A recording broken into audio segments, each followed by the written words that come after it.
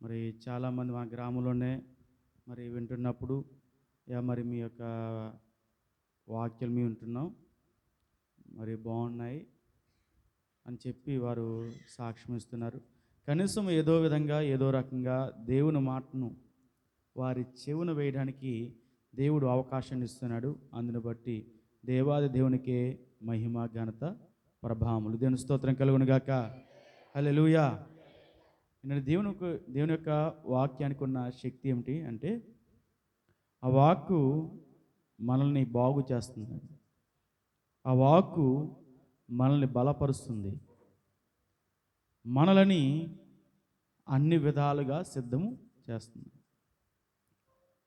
నువ్వు ఎటువంటి పరిస్థితిలో ఉన్నప్పటికీ ఆ పరిస్థితిని ఎదుర్కోవడానికి నేను సిద్ధము చేసేదే వాక్యము. దేవుని స్తోత్రం. ప్రియులారా, మరి చాలామంది అనుకుంటారు మనము ఈ పరిస్థితి నుండి తప్పించబడిపోతే ఎంత బాగున్నాం. అవును, మనం ముందుగా ప్రార్థించవలసింది ఏమిటి అని అంటే, ప్రభువా ఈ సాతాను శోధల నుంచి మమ్మల్ని తప్పించు. మరి తప్పించబడిన శోధల గురించి సరే, మరి ఈ రోజున మనం ఎదుర్కొంటున్న ఆ యొక్క శోధనల గురించి మరి ఎలా ఆ సమయం నువ్వు ప్రార్థించవలసింది ఏమిటి అంటే, ప్రభువా నా ముందున్న ఈ శోధనలో నీవు నాకు సహాయాన్ని అందించు, నా చేయి పట్టుకో, ఇక శోధనలన్నింటినీ తప్పించి దాటించి నడిపించడానికి నీవు సహాయం చేయి తండ్రి. వీటి నుండి బయటికి రావడానికి మార్గాన్ని ఏర్పాటు చేసి ఆ మార్గాన్ని నాకు ఉపదేశించు తండ్రి అని నువ్వు ప్రార్థించాలి. ఎప్పుడైతే అలా ప్రార్థిస్తామో అప్పుడు ఖచ్చితంగా అన్ని విషయాల నుండి మనము నెమ్మది పొందడానికి దేవుడు మార్గమును ఉపదేశిస్తారు. చాలామంది అనుకుని భయపడిపోతూ ఉంటాం. వచ్చిన ప్రతిదానికి భయపడవద్దు, ధైర్యంగా ఉండండి అంతే. దేవుడు అంటున్నాడు, ధైర్యంగా ఉండండి. నీకు ఎవరు లేనప్పుడు, ఏ సహాయము లేనప్పుడు, నిన్ను ఎవరు పట్టించుకోలేనప్పుడు అప్పుడు నువ్వు భయపడాలి. కానీ దేవుడు నిన్ను అనుక్షణము నిన్ను చూస్తున్నాడు, నీ గురించి చాలా ప్రత్యేకముగా శ్రద్ధ తీసుకుంటున్నాడు. అన్ని విషయాల్లో నీ కొరకు ఒక ప్రత్యేకమైన దాన్ని ఏర్పాటు చేస్తూ ఉన్నాడు. నీ కొరకు ఒక సంఘాన్ని ఏర్పాటు చేశాడు, ఆ సంఘంలో నిన్ను నిలబెట్టాడు. ఇప్పుడు ఒకరినొకరు హెచ్చరించుకుంటూ, ఒకరినొకరు ధైర్యపరుచుకుంటూ, ఒకరినొకరు బలపరుచుకుంటూ ఉండవలసిన సమయము. కాబట్టి ఎవరు లేని వారి వలె మనము దిగులు చెందవలసిన అవసరము లేదు. ఒకవేళ నీకు లోకంలో ఎవరు లేనప్పటికీ కూడా సంఘముగా దేవుడు ఇక్కడ సహోదరులను దేవుడు ఏర్పాటు చేశాడు. ప్రియులారా, ఈ రోజున వాక్యంలోకి వెళ్ళే ముందు కొన్ని విషయాలు జ్ఞాపం చేసుకుంటూ వచ్చాము. మరి ఈ వాక్యం గురించి మనం జ్ఞాపం చేసుకుంటూ మనము వచనాన్ని చదువుకునే ముందు ప్రార్థన చేసుకుందాము. అందరూ కూడా సిద్ధపాటుగా ఉండి, ప్రభువా నువ్వు నాతో మాతో ఏదైతే మాట్లాడాలనుకుంటున్నావో అది మాట్లాడు తండ్రి అని మనం సిద్ధపాటుగా ఉండి ప్రతి ఒక్కరు కూడా ప్రార్థన చేద్దాం. మహాపరిశుద్ధుడా, మహాగణుడా, సర్వోన్నతమైన మా తండ్రి, మీకు వేలాది స్తుతులు, స్తోత్రాలు, వందనాలయ్యా. ఈ సమయంలో మా మధ్యన మీరు ఉన్నారు, నీ యొక్క నడిపింపుడు మాకు దయచేసి ఉన్నారు. మీకే స్తోత్రాలు, వందనాలయ్యా. ఇదిగో ప్రభువా, మేము ఏమై ఉన్నామో అది కేవలము నీ ఉచితమైన కృపయే తప్ప మరేమీ కాదు. ఈ రోజున నీ వాక్యము ద్వారా నీ బిడ్డలుగా మేము ఎలా సిద్ధపాటుగా ఉండాలో మరి విలువైన మాటలను మా అందరికీ బోధించమని ప్రార్థిస్తున్నాను. మా యొక్క పరిస్థితుల సమస్తాన్ని ఎరుగున్న దేవుడు నీవు కాబట్టి, ఇదిగో ప్రభా, మా స్థితిగతులను బట్టి మీరే మాట్లాడమని నేరుగా మాకు అర్థమయ్యే రీతిలో ప్రభువా మాకు వివరించినట్లుగా అది మేము గైకొనేటటువంటి అవకాశం మాకు దయచేయమని ప్రార్థిస్తుండగా, ఇక ఆత్మ నడిపింపు కోసం ఎదురు చూస్తుండగా ఇదిగో సమస్తం మీ చేతికి అప్పగిస్తున్నాం పరతండ్రి. ఆమేన్. హల్లెలూయా, హల్లెలూయా. చేతులు ఉన్నవారు దేవుని స్తోత్రం చెప్పండి. హల్లెలూయా.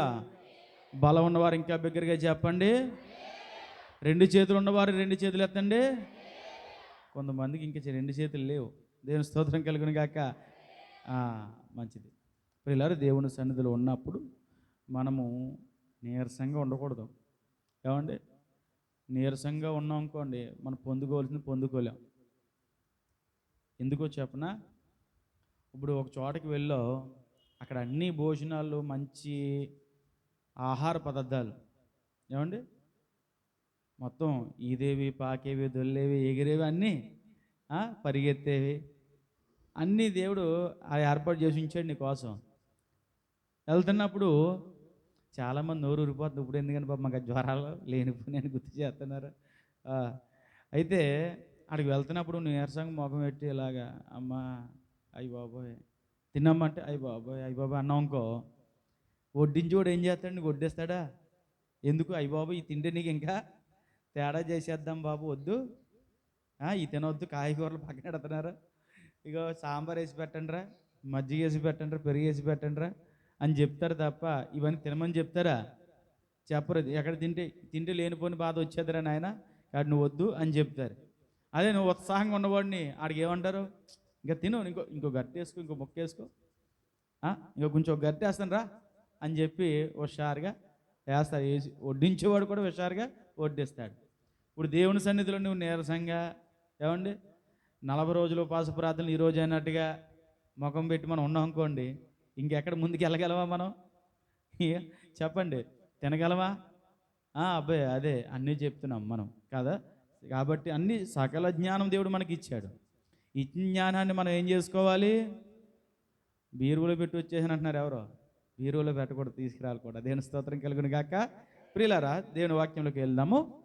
119వ కీర్తన 29వ చరణము. ఆ యొక్క వాక్యాన్ని మనం ధ్యానించుకుంటూ ముందుకు వెళ్దాం. చదవండి.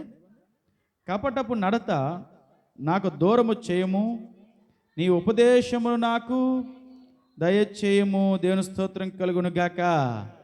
ప్రియులారా, క్రైస్తవులుగా మనం ఉన్నప్పుడు అనేక విషయాల్లో మనం దూరంగా ఉండాలి. అనేక విషయాల్లో మన జీవితాల్లో ఉండకూడదు. దేవుడు వేటినైతే ఉండొద్దు అని చెప్పారో అవి నీ జీవితంలో ఉంచకుండగా, ఏ విషయాలైతే నీ జీవితంలో ఉండాలని దేవుడు సెలవిచ్చాడో వాటినన్నిటినీ నీ జీవితంలో ఉంచుకుంటూ నువ్వు ముందుకు వెళ్ళాలి. అయితే ప్రాముఖ్యంగా దేవుడు ఒక విషయాన్ని ఈ రోజున మనకి జ్ఞాపం చేసుకుంటూ ఉన్నాడు. నీ జీవితంలో ఉండకూడనివి అనేకమైనవి ఉన్నాయి, ఉండవలసినవి కూడా అనేకమైనవి ఉన్నాయి. అయితే ఉండకూడనివి ఏమిటో మనకు తెలిసినప్పుడు ఉండవలసినవి ఏమిటో కూడా ఆటోమేటిక్గా తెలుస్తాయి. కాబట్టి దేవుని వాక్యము మనము జ్ఞాపకం చేసుకున్న ప్రకారముగా అక్కడ ఏ విషయం మనకి తెలుస్తుంది? ఏమి ఉండకూడదట మనకి. క్రైస్తవునిగా ఉన్నప్పుడు నీ లక్షణం, మొట్టమొదటి లక్షణముగా మనం జ్ఞాపం చేసుకుంటే నీలో ఉండకూడనిది ఏమిటయా అని అంటే కపటపు నడత. ఎలా ఉండాలట? నీకు దూరంగా ఉండాలి. ఈ రోజున క్రీస్తుని కలిగి ఉన్న వారిగా, క్రీస్తుని యొక్క బిడ్డలుగా, ఆయన సంఘముగా, ఆయన స్వరక్తమిచ్చి వెల ఇచ్చి కొనబడిన ఆయన ప్రియ బిడ్డలుగా మనమందరము ఉండగా మనము ఎలా ఉండాలట? ఎలా జీవించాలి? మన నడకలో ఏం ఉండకూడదట? కపటము ఉండకూడదు. కపటముకు మనం ఎలా ఉండాలి? దూరంగా ఉండాలి. అంటే దేవుని వాక్యం సెలవిస్తుంది కపట నడత నీలో ఉండకూడదు. ఒకవేళ కపట నడత నీ చుట్టూ ఉంటే గనక నువ్వు ఎక్కడ ఉండాలంటుంది దేవుని వాక్యము? చాలా దూరంగా నువ్వు ఉండాలి. ఈరోజున నువ్వు దేనికి దూరంగా ఉంటున్నావు? దేనికి చేరువుగా ఉంటున్నావు? దేవుని సన్నిధికి ఎంత దూరంగా వెళ్ళిపోతున్నావు? లోకానికి ఎంత చేరువుగా వెళ్తున్నావు? ఈ విషయాలన్నీ జ్ఞాపం చేసుకుంటే మన భక్తి విషయంలో ఎక్కడున్నామో, అసలు ఆ భక్తి అనేది మనలో ఉందో లేదో అనే విషయం మనకు అర్థమవుతుందండి. చాలామంది మనము చూస్తూ ఉంటే భ్రమల్లో బ్రతికేస్తూ ఉంటారు, ఊహల్లో బ్రతికేస్తూ ఉంటారు, పగటి కళల్లో బ్రతికేస్తూ ఉంటారు. నేను అలా అయిపోతాను, ఇలా చేసేస్తాను, అలా చెందేస్తాను, నా జీవితం ఎలా ఉంటుంది, అలా ఉంటుంది, అబ్బో నన్ను మించిన వాడు ఎవడు లేడు అని అనుకుంటూ ఉంటారు. కానీ ప్రియులారా, వాస్తవం ఒకసారి మనం జ్ఞాపం చేసుకుంటే మనం ఎలాగున్నాము అనేది వాక్యపు వెలుగులో గనక మనం చూసుకుంటే, లోకంలో గనక మనం చూసుకుంటే మనకి ఏమి అర్థం కాదండి. వాక్యపు వెలుగులో మనం చూసుకోవాలి. మనం సరి చేసుకోవాలంటే మన బట్టలకి అంటుకున్న మురికి వదిలిపోవాలంటే చక్కని స్వచ్ఛమైన నీరులో ఉతికితేనే అవుతుంది. అంతేగాని ఒక మురికి బోధులో నువ్వు ఆ బట్టలను కనుక ఉతికితే కనుక నీ బట్టలకున్న మురికి పోతుందంటావా? ఇంకా మురికి అంటుకుంటుందండి. కదా. మరి బట్టల గురించే ఇంత చక్కగా ఆలోచించావే, ఇంత జ్ఞానం కలిగి ఉన్నావే, ఎలా ఉతకాలో ఎలా ఉతకూడదో నీకు తెలుసు కదా.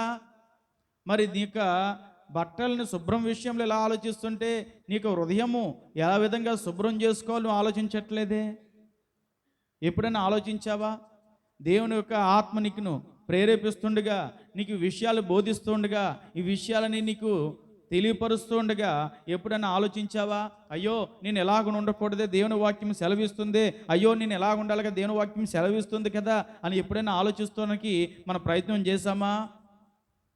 ప్రయత్నం చేయాలి. ఎప్పుడైతే దేవుని వాక్యం నీకు తెలియపరుస్తుందో, దేవుని వాక్యం నీకు బోధిస్తూ ఉందో, ఆ మాటలను పట్టుకుంటావో అప్పుడు ఈ మాటలన్నిటిని బట్టి నీవు పరిశుద్ధినిగా ఎంచబడతావు. నువ్వు శుభ్రము చేసుకున్న కొలది పరిశుద్ధతలోకి నువ్వు వెళతావు. అయితే దేవుని వాక్యం సెలవిస్తుంది, నీ నడకలో ఏముండకూడదట? కపటము ఉండకూడదు.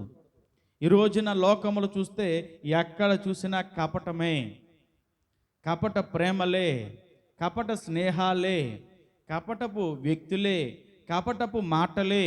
వారు ఏమి చెప్పినా వారు ప్రతి విషయంలో కూడా కపటమే ఉందండి. వారు ఏం మాట్లాడుతున్న వారి చూపులో కూడా కపటమే.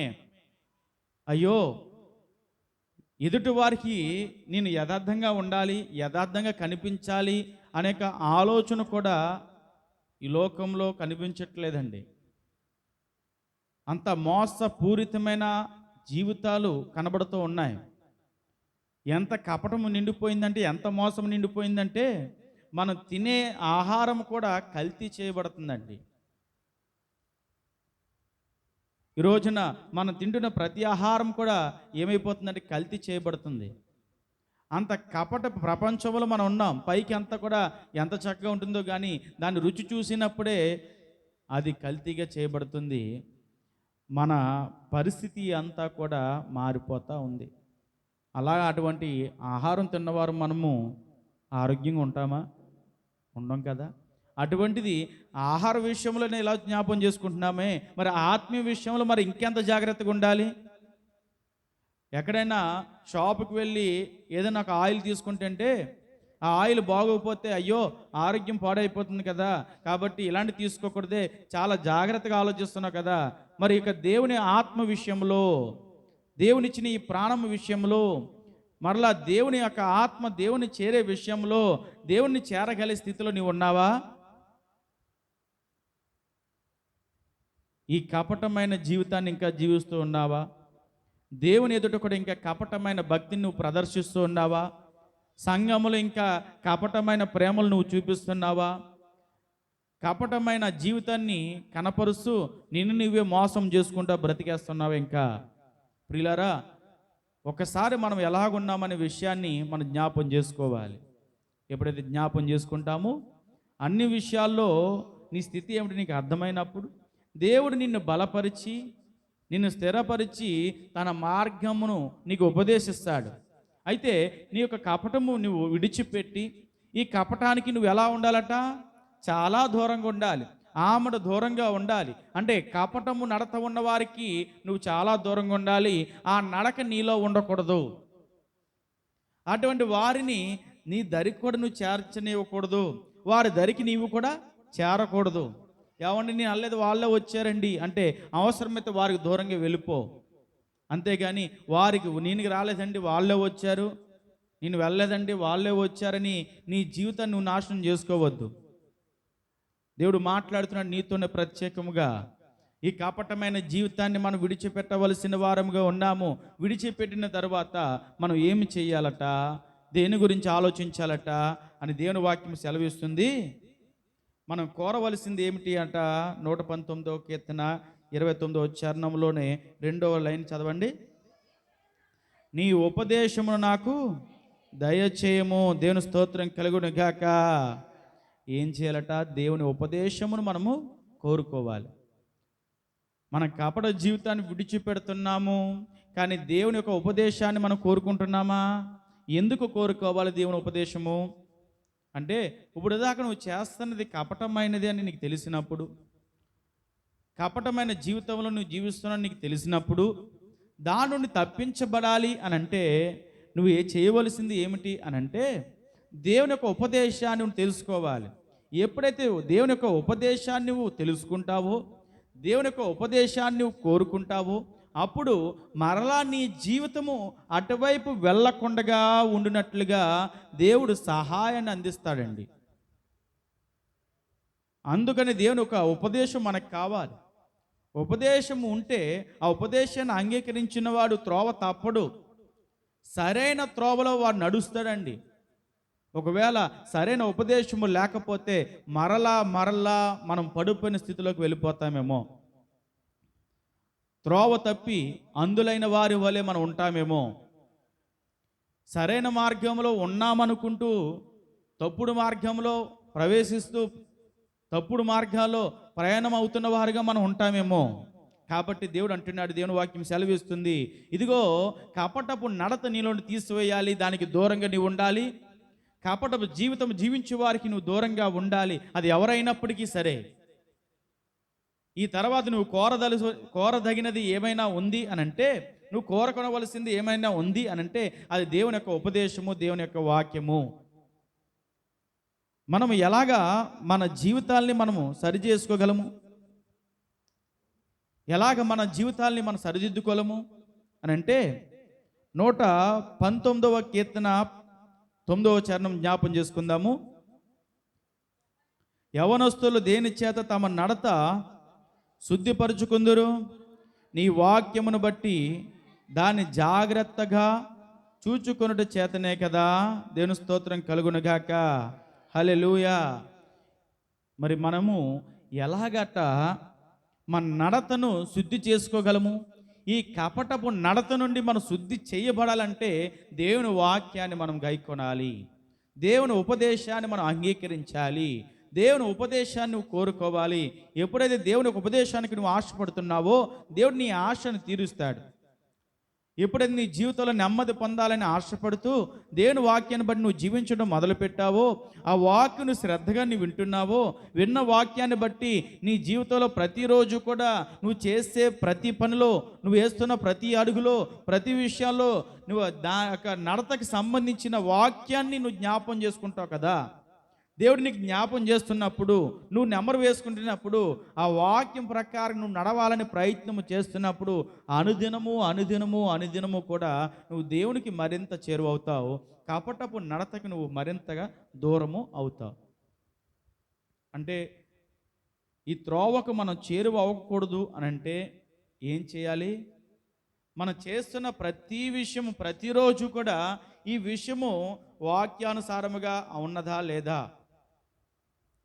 ఇలాగ మనం ప్రవర్తించడము వాక్యానుసారమైనదే కాదా?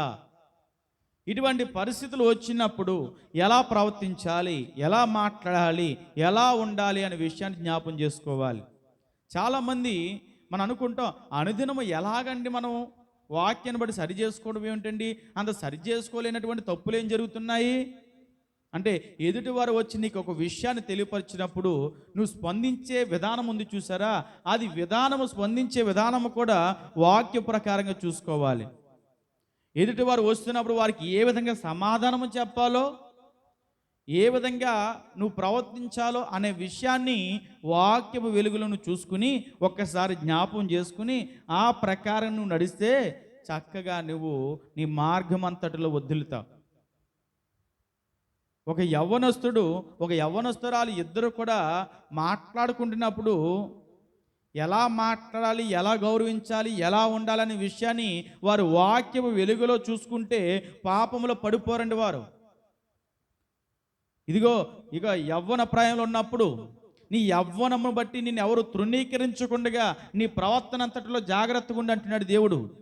అంటే పిలిచే విధానం కావచ్చు, యవ్వన ప్రాయంలో ఉన్నప్పుడు నువ్వు పిలిచే విధానాన్ని బట్టి, నీ పిలిచే పిలుపుని బట్టి, నువ్వు వాడుతూ ఉంటున్న విధానాన్ని బట్టి ఈ సమయంలో నేను ఎలా స్పందించాలని ఒక విషయం ఆలోచించుకుని వాక్యము తెలియపరుస్తున్న ప్రకారంగా కనుక నువ్వు నడిచినట్లయితే కపటపు నడతకు నువ్వు ఎలా ఉంటావు? దూరంగా ఉంటావు. అంతేగాని ఏమండి, అయ్యో వాళ్ళు మాట్లాడారు, నేను మాట్లాడతాను, తప్పే ఉందండి, వాళ్ళు మాట్లాడారు కాబట్టి నేను మాట్లాడతానంటే ఎలా కదా? అంటే మనకు అర్థం అవడం కోసం అని చెప్తున్నా. ఇలా చిన్న చిన్న విషయాలు కూడా ఉంటాయి. ఎదుటివారు ఏదో చెప్పారు, ఎవరి గురించో చెప్పారు, అప్పుడు నువ్వు వారిని బట్టి అంగీకరించడమా, వారు ఊ అన్నారు కానీ నువ్వు ఊ అంటవేనా, లేదా నువ్వు తెలుసుకుని చెప్పడమా, తెలియకుండా చెప్పడం, ఏం చేయాలి? ఆ విషయము వాక్య వెలుగులో జ్ఞాపం చేసుకుని నువ్వు మాట్లాడుతున్నప్పుడు ఇతరులకు క్షేమాభివృద్ధి కలిగించే విధంగా ఉండాలి, మేలు కలిగించే విధంగా ఉండాలి, వారిని ఇబ్బంది పెట్టే విధంగా ఉండకూడదు. కాబట్టి వారు ఏదైనా మాట నీకు చెబితే, అమ్మా ఆ విషయం నీకు తెలిస్తే అవును ఇది ఎలాగుందని చెప్పు, తెలియకపోతే నాకు తెలియదు కాబట్టి అది ఏమిటో తెలియదని చెప్పు. ఒకవేళ నీకు అనుమానం అంటే అది ఏమిటో నువ్వేం మాట్లాడొద్దు. అనుమానంతో నువ్వు మాట్లాడి లేనిపోని రెండు చెప్పావంటే ఆ రెండు కాస్త చాలా అయిపోతాయి. లేనిపోని నువ్వు వెనక్కి తీసుకోలేని పరిస్థితి వచ్చేస్తుంది. నువ్వు అన్న మాట వెనక్కి తీసుకోలేవు. ఇంకా ఇప్పటికే నువ్వు అన్న మాటకి జరగవలసిన నష్టము చాలా జరిగిపోతూ ఉంటుందండి.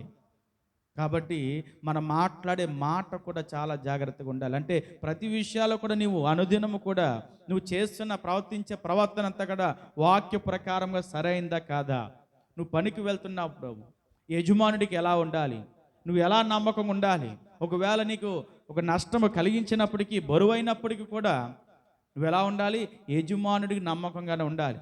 అయ్యో ఇలా ఉంది కాబట్టి ఏదోడిలే అని వెళ్ళిపోతే కుదరదని దేవుని వాక్యం అది సరైంది కాదని చెప్తుందండి. ప్రియులారా, అంటే చెడు నడతను, కపటపు నడతకు నీ జీవితంలో అవకాశం ఇవ్వకూడదు. అటువంటి కపటమైన జీవితానికి నువ్వు ఆమడ దూరాన్ని ఉండాలి. నువ్వు చేయవలసింది ఏమిటి, నువ్వు కోరుకోవలసింది ఏమిటంటే దేవుని యొక్క వాక్యాన్ని జ్ఞాపం చేసుకోవాలి, దేవుని వాక్యాన్ని నువ్వు కోరుకోవాలి. నీవు ఆయన ఉపదేశాన్ని నువ్వు కోరుకుంటే కనుక అన్ని విషయాలు చక్కదిద్దబడతావు. దేవుని స్తోత్రం కలుగును గాక. అప్పుడు కనుక ఎప్పుడైతే నీ యొక్క ఉపదేశాన్ని నువ్వు అంగీకరిస్తావో, ఈ ఉపదేశాన్ని బట్టి నువ్వు నడుస్తావో, ఈ ఉపదేశం నీ జీవితంలో కనబడతా ఉందో, అప్పుడు నీ వైఖరి ఎలా ఉంటుందో తెలుసా, నీ ప్రవర్తన ఎలా ఉంటుందో తెలుసా, ఎలా ఉంటుంది దేవుని వాక్యము సెలవిచ్చిందో ఒకసారి జ్ఞాపం చేసుకుందాము. 26వ కీర్తన 4వ చరణం జ్ఞాపం చేసుకుందాం. 26వ కీర్తన 4వ చరణము. పనికి మాలిన వారితో నేను సాంగత్యము చేయను, వేషధారులతో పొందు చేయను, దుష్టుల సంగము నాకు అసహ్యము, భక్తిహీనులతో సాంగత్యము చేయను, నిర్దోషినని నా చేతులు కడుక్కుందును. దేవుని స్తోత్రం కలుగును గాక. ఎప్పుడైతే కపటపు నడత నీ జీవితం తొలగించబడుతుందో, ఆయన ఉపదేశాన్ని నువ్వు కోరుకుంటావో, అప్పుడు నీ వైఖరి ఎలా ఉంటుందట, దానికి ఒక కొలమానం ఎలా ఉంటుందంటే నీ ప్రవర్తన ఎలాగుంటుందండి. అప్పుడు నువ్వు మనం ఎవరైతే దేవుని ఉపదేశాల్లో ఉంటారో, దేవుని ఉపదేశాన్ని కోరుకుంటారో వారు ఎలాగుంటారట, పనికి మాలిన వారితో సాంగత్యము చెయ్యరు. నీ సాంగత్యాన్ని బట్టి నువ్వు దేవుని ఉపదేశంలో ఉన్నావో లేదో నీకు అర్థమైపోతూ ఉంటుంది. దుష్టుల సాంగత్యము నీకు ఉండకూడదు. నీ దుష్టుల సాంగత్యము పనికిరాని వారితో, పనికి మాలిన వారితో ఒకవేళ నువ్వు సాంగత్యము ఉంటే కనుక దేవుని ఉపదేశం నీలో ఉన్నట్ట లేనట్ట, ఖచ్చితంగా లేనట్టే. అందుకే దేవుడు సహవాస విషయంలో చాలా జాగ్రత్త పడాలి. మనం సహవాసం అనేది చాలా ప్రాముఖ్యమైందండి. దేవుడు అంటున్నాడు, పనికి మాలిన వారితో ఒక సహవాసము సాంగత్యము ఉండదట. అంటే నువ్వు దేవుని ఉపదేశాన్ని నేను అంగీకరించానండి, దేవుని ఉపదేశాన్ని బట్టి నేను నడుస్తున్నానండి, దేవుని ఉపదేశాన్ని బట్టి నా జీవితాన్ని నేను కట్టుకుంటున్నానండి, దేవుని మాటను చొప్పున నేను జీవిస్తున్నానండి అని నువ్వు అనుకుంటే కనుక మొట్టమొదటి నీలో కనిపించే విషయం ఏంటంటే పనికిరాని వాటి కొరకు నువ్వు తాపత్రయం పడవు. పనికిరాని వారితో పనికి మాలిన విషయాలు నువ్వు జ్ఞాపం చేసుకోవు. నీ హృదయాల్లో వాటికి చోటు ఎట్టి పరిస్థితిలో నీవు ఇవ్వవు. నీ కనీసం నీ తలంపుల్లో కూడా వాటిని తీసుకురావండి. తర్వాత దేవుని వాక్యం జ్ఞాపం చేసుకుంటుంది, వేషధారులతో పొందు చెయ్యవు. ఒకవేళ నీకు ఎంత లాభం వచ్చినప్పటికీ కూడా వేషధారుల నుండి నువ్వు ఏది పొందుకోవడానికి ఇష్టపడవు. అయ్యా ఇలా చేయి, నీకు చాలా లాభం వస్తుంది, నీకు చాలా మేలు చేస్తాను, నీకు ఇదిగో ఇంత నీకు ధనాన్ని ఇస్తాను, లేక ఇది చేస్తానంటే వారితో వేషధారులతో నీ పొందు ఉండదు. ఎందుకంటే ఇప్పుడు దాకా వేషధార జీవితం జీవించాము, ఇప్పుడు దాకా వేషధారి తనమును చూసాము, ఇప్పుడు దాకా వేషధారులతో సాంగత్యము చేశావు, పనికిరాని వాటి కోసం ఎంతో త్రాపత్రయం పడ్డావు. ఎప్పుడైతే దేవుని వాక్యం నీలో ఉందో, నిలిచిందో, అప్పుడు ఇటువంటి వేషధారణ నీకు అసహ్యముగా పుడుతుంది. అటువంటి వారు, ఆ వేషధారణ కలిగిన వారు పనికి మాలిన వారిగా కనిపిస్తున్నారు. పనికి మాలిన ఉన్నారు వారు. కాబట్టి నువ్వేం చేస్తావు? వారితో ఎట్టి పరిస్థితి నాకు ఎంత లాభం రాని, ఏమి నష్టమైపోయినాయా, కానీ ఆ విషయంలో నేను పాలు పంపులు పొందుకోను. ప్రియులారా, అన్యాయస్తులతో సొమ్ము పంచుకోవడం కంటే నువ్వు కష్టపడి నువ్వు సంపాదించిన ఆ కొద్ది సంపాదనలోనే నువ్వు తృప్తిగా తినడం నీకు మేలండి. చాలామంది చూస్తారండి, అన్యాయముగా సంపాదించాలని చాలా ఆశపడుతుంటారు. అన్యాయముగా వారంతా పోగొట్టుకోవాలని చూస్తారు. ప్రియులారా, ఒక మాట చెప్తున్నాను, అన్యాయంగా సంపాదించిన సంపాదన నిలవదండి. ఒకవేళ నిలబడినా దానివల్ల సంతోషం ఉండదు, శాంతి ఉండదు, సమాధానము ఉండదు. చాలామంది అనుకుంటారు, అన్యాయంగా సంపాదించేత నాకు ఎవరు అడ్డు లేరు కదా, అదుపు లేరు కదా. అలా అన్యాయంగా సంపాదించిన వారందరినీ కూడా, మీకు తెలిసిన వారిని, పూర్వీకులు పెద్దలు ఎవరైతే ఉన్నారో, లేదా పూర్వకాలంలో ఈ కాలంలో కూడా మీకు తెలిసిన వారు, మీ బంధువుల్లో, చుట్టాల్లో, పలానా ఊర్లో ఒక్కసారి జ్ఞాపం చేసుకోండి. అన్యాయంగా సంపాదించిన వారందరూ కూడా ఆ సంపాదన ఒకవేళ నిలిచినప్పటికీ వారి కుటుంబంలో గౌరవం ఉండదు, వారి కుటుంబంలో సంతోషం ఉండదు, వారి కుటుంబంలో ఆనందము ఉండదు. కానీ ఎవరైతే కష్టార్జితం అనుభవిస్తారో, అయితే కష్టపడి న్యాయంగా సంపాదిస్తారో, ఎవరైతే అన్యాయము జోలికి పోకుండా వారి కలిగిన కొద్ది దాంట్లోనే వారు సంతృప్తి పడి జీవిస్తారో, వారి జీవితంలో నెమ్మది ఉంటుంది, శాంతి ఉంటుంది, సమాధానం ఉంటుంది. వారు ఎక్కడికి వెళ్ళినా కానీ ధైర్యంగా ఉంటారు, భయపడరండి దేనికి. ఇదండి వ్యత్యాసము. ప్రియులారా, వేషధారులతో పొందు చేయడానికి ఎంత లాభం వచ్చినా, ఏమైపోయినా కానీ వేషధారితనం వద్దు అంటాం. నీకు నాకు ఇంక సంబంధం లేదు, నీదేదో నీది, నాదేదో నాది అని చెప్తాను. తర్వాత వచనంలో జ్ఞాపం చేసుకుంటే, భక్తిహీనులతో సాంగత్యము చేయవో. భక్తిహీనులతో సాంగత్యం చేయవు. భక్తిహీనుడు అంటాడు, ఎరా దేవుని సన్నిధికి వెళ్తున్నావా? ఏమి వెళ్తావు లేరా, సరదాగా నడు, పలానా సినిమా ఏదో వచ్చిందంటే వెళ్ళి చూద్దాము అంటాడు. భక్తిహీనులతో సాంగత్యం చేస్తే, ఎరా గుడికి వెళ్తున్నావా? ఏం వెళ్తావు లేరా, పలానా వాళ్ళు ఫంక్షన్ చెప్పారు కదా, అక్కడికి వెళ్తాం నడు. అదేదో గుడి అయిపోక వెళ్ళొచ్చు కదా, పోనీ వెళ్ళొచ్చు, తప్పు లేదు. గుడి అయిపోయాక, ఆరాధన అయిపోయాక ముందుగానే ఇప్పుడు చూసుకోవచ్చుగా. లేరా ఎక్కడికి వెళ్తున్నావు? గుళ్ళోకా? ఏం వెళ్తావు లేరా, ఎంతసేపు దేవుడా దేవుడు అంటావు. చక్కగా నడు, శుభ్రంగా మనం తాగుదాము, సిగరెట్ కాల్దాము, సుఖంగా లోకంలో ఉన్న తప్పులన్నీ చేస్తూ మనం అనుభవిందారా. ఇప్పుడు కాకపోతే ఇంకెప్పుడు చేస్తావురా? ఈ జీవితం ఇంకెంతకాలం అందే, ఇంకెంతకాలం బ్రతుకుతావురా? ఏదో ఎప్పుడైనా చచ్చిపోయే వాళ్ళమే కదా. ఈ మాత్రం దానికి దేవుడా దేవుడా దేవుడు అంటే, నువ్వు ఒక్కడే బ్రతుకుతున్నావా? గుళ్ళోకి వెళ్ళిన వాళ్ళు బ్రతుకుతున్నారా? మిగిలిన వాళ్ళు బ్రతకట్లేదా అని చెబుతూ ఉంటారండి. కాబట్టి భక్తిహీనుల సాంగత్యము నీకు ఉండకూడదు. అలాగే నువ్వు దేవుని ఉపదేశాన్ని కనుక నువ్వు అంగీకరిస్తే వారి సాంగత్యం నీకు అసహ్యం పుడుతుందండి. వద్దని నువ్వు అనుకోవాల్సిన అవసరం లేదు, అది చూడగానే నీకు అసహ్యంగానే కనిపిస్తుందండి. ఏదన్నా ముట్టకూడని వస్తువు గనక నీ కళ్ళ ముందర ఉంటే నీకు ఎలా అసహ్యంగా అనిపిస్తుందో, ఆ దుష్టులు గనక సాంగత్యం కనుక నీ దగ్గరికి వస్తే నీకు అంత అసహ్యంగా అనిపిస్తుంది. ఎప్పుడు దేవుని ఉపదేశాన్ని కనుక నువ్వు అంగీకరించి ఆ ఉపదేశాన్ని కోరుకుని ఆ ఉపదేశాన్ని ప్రకారం నీ జీవితం నడిపించబడుతున్నప్పుడు. అలా కాకుండా నీ ఇష్టానుసారంగా ఉండి దేవుళ్ళు ఉన్నాను అనుకుంటే ఇవేమీ అనిపించవు నీకు. దుష్టులతోనే సాంగత్యం చేస్తావు, వేషధారులతోనే పొందుతూ ఉంటావు, పనికిమాలిన వారితోనే మన ప్రతి విషయాన్ని పంచుకుంటూ ఉంటాము. ఎప్పుడైతే దేవుని ఉపదేశాన్ని అంగీకరిస్తామో మనలో కనిపించే లక్షణాలు ఇవి. నిర్దోషినైన నా చేతులను కడుక్కొందును. ఎప్పుడైతే అన్నీ చేస్తావు, ప్రభువా ఇదిగో ఈ రోజున జరిగిన ప్రతి విషయాన్ని బట్టి కూడా నేను నిర్దోషిగా ఉన్నాను, నీ వాక్యము సెలవిస్తున్న ప్రకారంగా నేను జీవించున్నాను, నీ వాక్యము తెలియపరుస్తున్న ప్రకారంగా ఇదిగో నేను నడుచుకున్నానయ్యా, నేను నిర్దోషినని చెప్పగల ధైర్యంలో మనం ఉంటాం. అటువంటి ధైర్యం మనకు ఉంటుందా?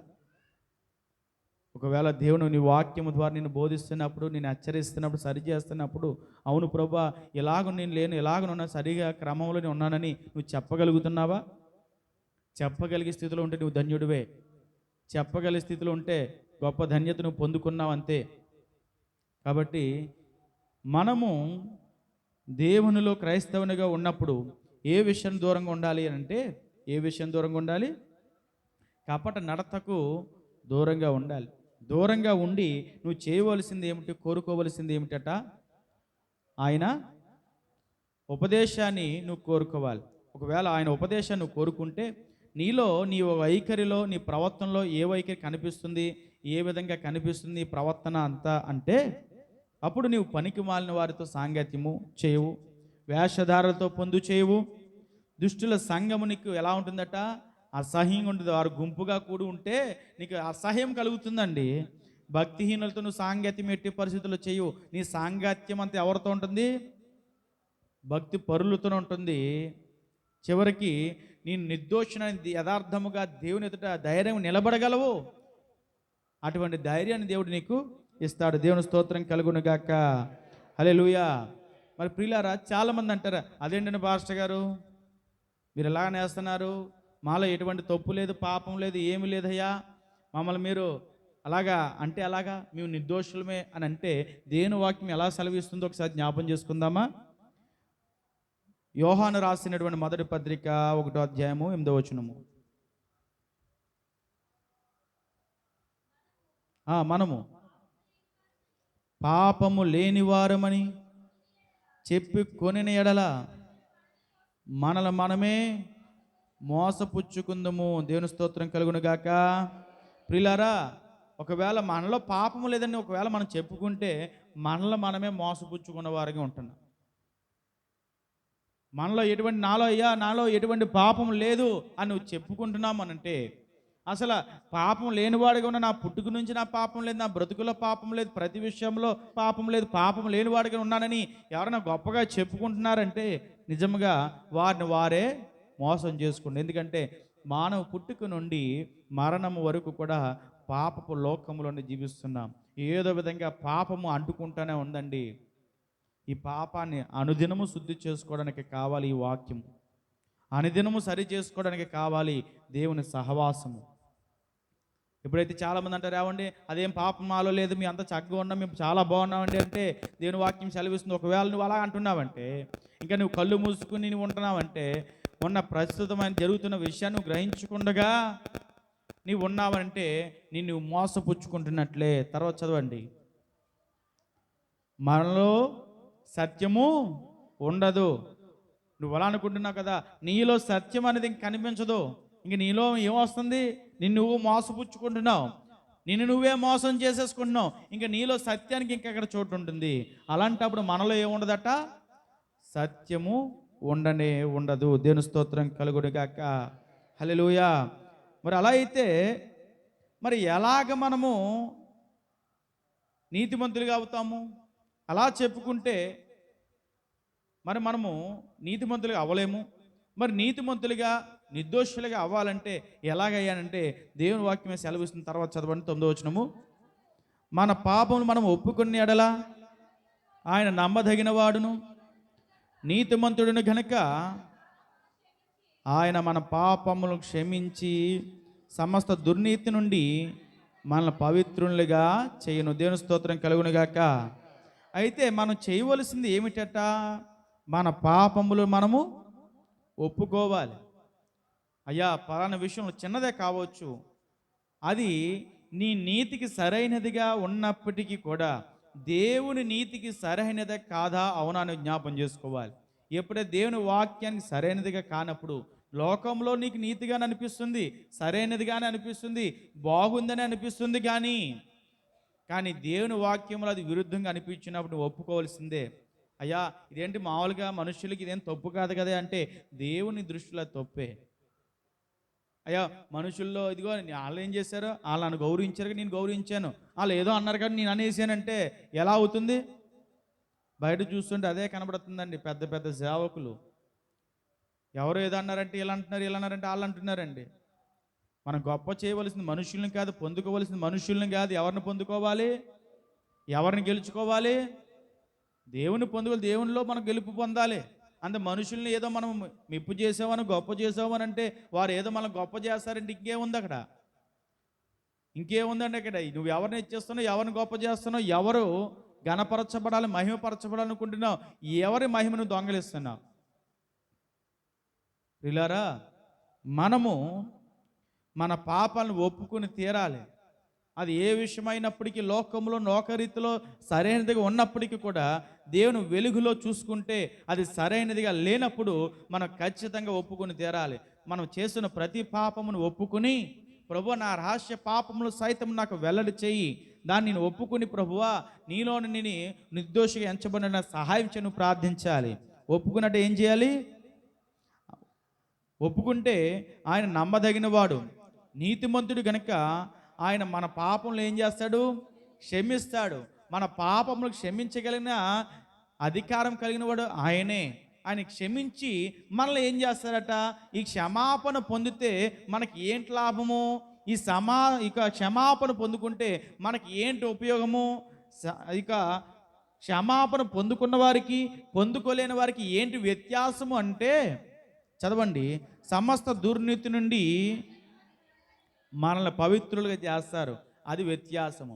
పాపము ఒప్పుకుని, పాపాన్ని పశ్చాత్తాపడి, పాపాన్ని విడిచిపెట్టి మరలా పాపం వైపు చూడకుండా ఉంటారని చూసారా, వారికిని పాపములోనే నిత్యము ఉంటూ దేవునిలో ఉండని చెప్పుకుంటూ ఇక పాపపు జీవితమే వెళ్ళబుచ్చుతున్న వారికి వ్యత్యాసం ఏమిటంటే, దేవుడు ఎవరైతే పాపాన్ని ఒప్పుకుని పశ్చాత్తాపడి విడుదల పొందుతారో వారి సమస్త దుర్నీతి నుండి దేవుడు ఏం చేస్తాడు? తప్పిస్తాడు. తప్పించేసి పవిత్రతలోకి దేవుడు నడిపిస్తాడు, పరిశుద్ధత వైపు దేవుడు నడిపిస్తాడని దేవుని స్తోత్రం కలుగును గాక.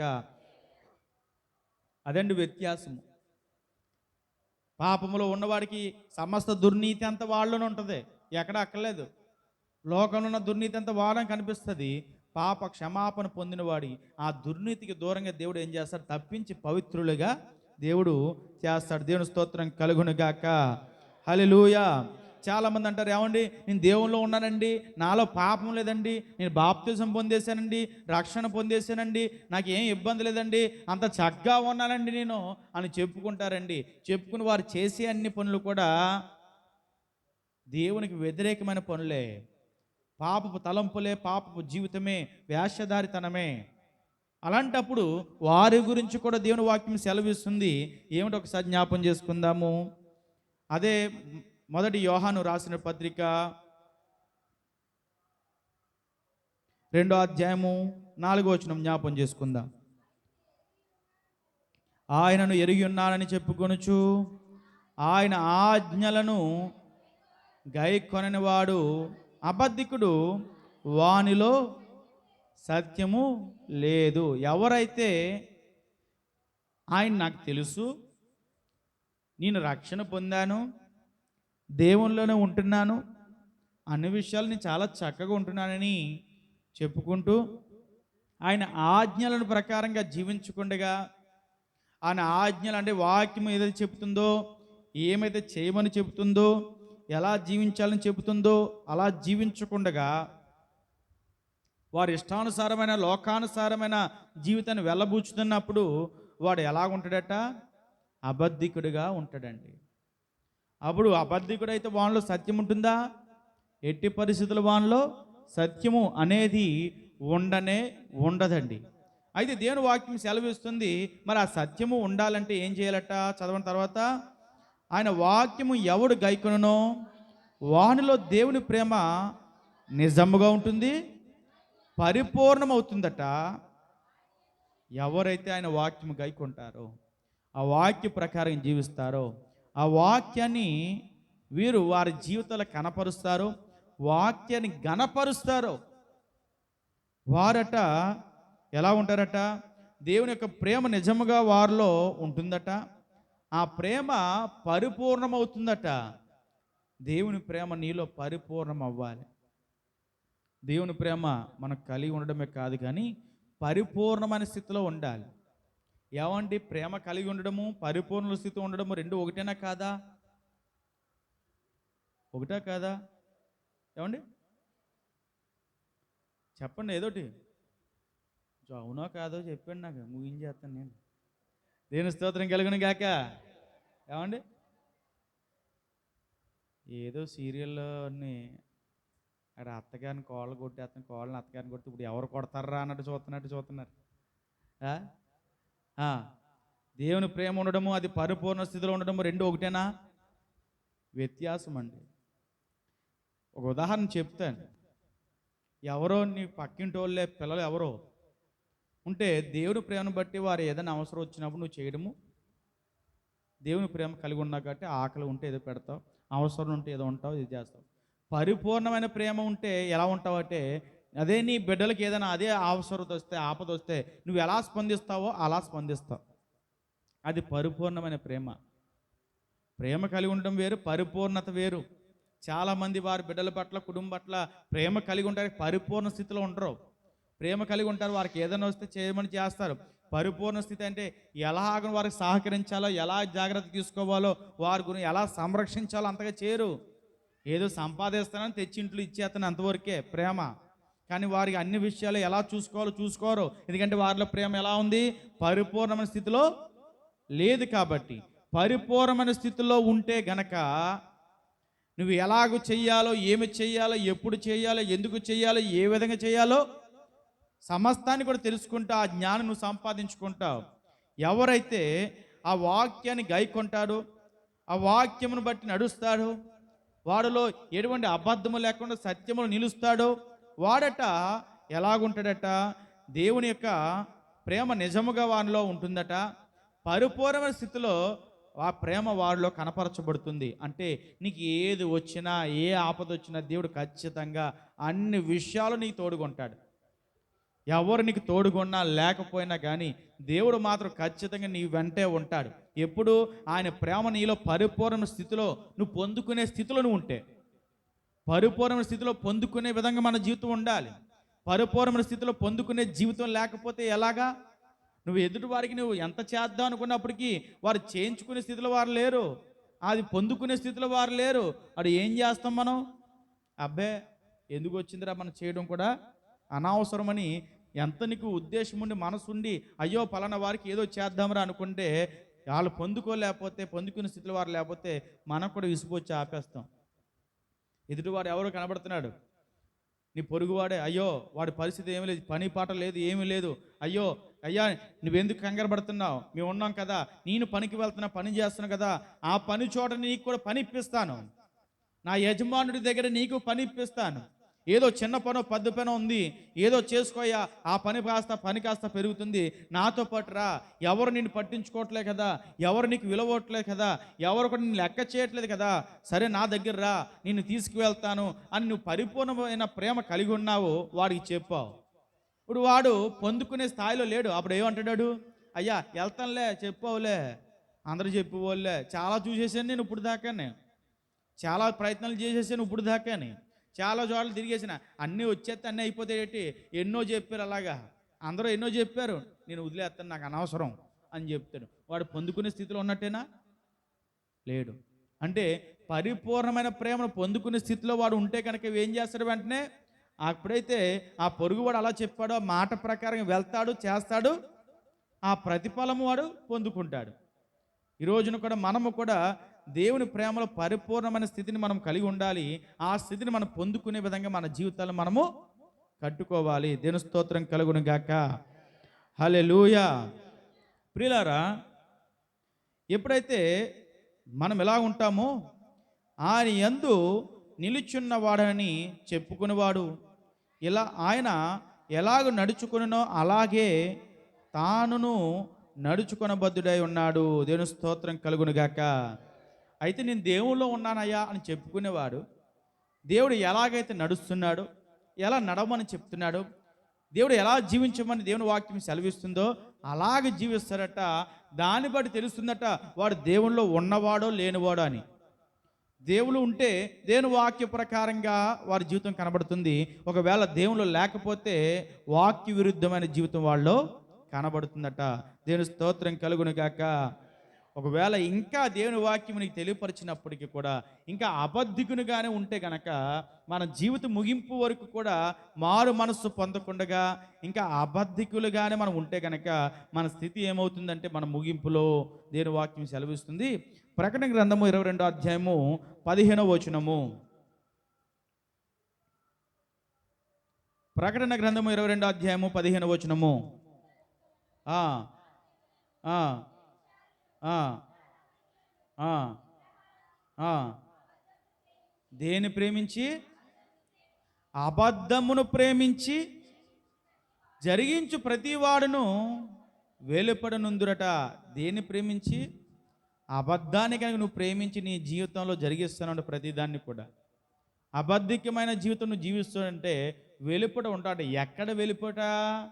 ఆ పరలోక రాజ్యము, ఆ యొక్క 12 పునాదులకు గల పట్టణము బయట నువ్వు ఉంటావట.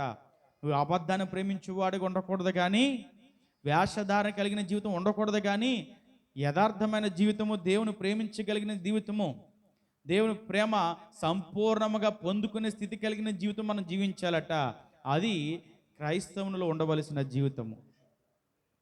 క్రైస్తవం నువ్వు చెప్పుకుంటే సరిపోదు, నేను గొప్పగా అనుకుంటే సరిపోదు, అందరి ముందు వేషధారణ జీవితం కలిగి ఉంటే సరిపోదట. దేవుని వాక్యం సెలవిస్తుంది, మొట్టమొదటిగా నువ్వు ఎలా ఉండాలి? ఏమండి? కపటమైన నడతకు నువ్వు ఎలా ఉండాలి? దూరంగా ఉండాలి. కపటమైన నడతకు దూరంగా ఉంటే నువ్వు కోరుకోవలసింది ఏమిటి? ఆయన ఉపదేశాన్ని కోరుకోవాలి. ఆయన ఉపదేశాన్ని నువ్వు కోరుకుని అంగీకరిస్తే నీ జీవితం, నీ వైఖరి ఎలా ఉంటుందట? పనికి మాలిన వారితో నువ్వు సాంగత్యము చేయవు, వేషధారణలతో నువ్వు పొందుక ఉండదు, దుష్టుల సంఘము నీకు ఎలా ఉంటుందట? అసహ్యంగా ఉంటుంది. భక్తిహీనత సాంగత్యం ఎట్టి పరిస్థితుల్లో నీవు చేయవు. అప్పుడు నీవు కడగబడి నిర్దోషిగా ఎంచబడతావు. మరి నీకు నువ్వే నిర్దోషిగా ఎంచబడితే అవుతుందా? అలాగుండదట. ఎవరైతే దేవుల్లో ఉండి ఇలాగునని చెప్తే వారు అబద్ధికులుగా ఉంటారట. వారిలో ఏముండదట? సత్యము ఉండదు. నువ్వు దేవుల్లో ఉన్నానంటే దేవుని వాక్యాన్ని గైకొని దేవుని వాక్య ప్రకారం నీ జీవితం కనబడటమే అదే నీకు గుర్తు. ఇంకా దేవుని వాక్యము చెబుతున్నప్పటికీ, వింటున్నప్పటికీ, దేవుని వాక్యం నేను హెచ్చరిస్తున్నప్పటికీ, సరిచేయాలని ప్రయత్నం చేస్తున్నప్పటికీ కూడా ఆ వాక్యాన్ని నువ్వు వినకుండా గైకొనగా నీ జీవితం వెళ్ళబుచ్చుతుంటే చివరికి నీ గతి ఎక్కడవుతుందట? అబద్ధాన్ని ప్రేమించి నువ్వు జరిగించే ప్రతి కార్యాన్ని బట్టి ఆ యొక్క పరలోక రాజ్యాన్ని చేరలేవు, కానీ వెలపడ ఉంటావు, అంటే నరకాగ్నిలో తోయబడతావు. చూసారా ఈ అబద్ధం అనేది ఎంత ప్రమాదమో, ఈ కపటం అనేది ఎంత ప్రమాదమో. కాబట్టి ఈ లోక జీవితం కొరకే కాదు, కానీ మనము జీవితము ముగించబడిన తర్వాత ఆయన రాజ్యము చేరే విధంగా మన జీవితం ఇక్కడ కట్టబడాలి. ఇచ్చిన అవకాశాన్ని మన సద్వినియోగము చేసుకోవాలి. నేను దేవుల్లో ఉన్నానండి, ఇంకా ఉన్నాను, పర్వాలేదండి అంటే కుదరదు. ఉన్నా కానీ నీలో ఇంకా వేషధారితనం ఉందేమో, ఇంకా నువ్వే మోసపుచ్చుకుంటున్నావేమో. ఇప్పుడైనా జ్ఞాపం చేసుకో, దేవుడు తెలియపరుస్తున్నాడు. అనుదినము ప్రతి విషయము కూడా నువ్వు చేస్తున్న ప్రతి పని, ఆలోచిస్తున్న ప్రతి ఆలోచన కూడా వాక్యానుకూలమైన, వాక్యానుసారమైన విషయమై ఉండాలి. అలా ఉంటే అది క్రైస్తవుడు కలిగి ఉండిన లక్షణమట, క్రైస్తవుడిని చెప్పుకోదగిన లక్షణమట. వారు నిజమైన క్రైస్తవుడట. మరి ఇప్పుడు చెప్పండి, మనం నిజమైన క్రైస్తవులుగా ఉంటున్నామని అనుకుంటున్నామా? అనుకోకూడదు, కానీ నిజమైన క్రైస్తవులుగా, క్రీస్తును పోలిన వారుగా, ఆయన వారసులుగా, క్రీస్తు రాయబారులుగా మనమందరము ఈ లోకంలో మన జీవితాన్ని వెళ్ళబుచ్చాలి. దేవుని స్తోత్రం కలుగును గాక. హల్లెలూయా, హల్లెలూయా. దేవుడి మాటలను దీవించి ఆశీర్వదించి స్థిరపరచును గాక. ఆమేన్. హల్లెలూయా.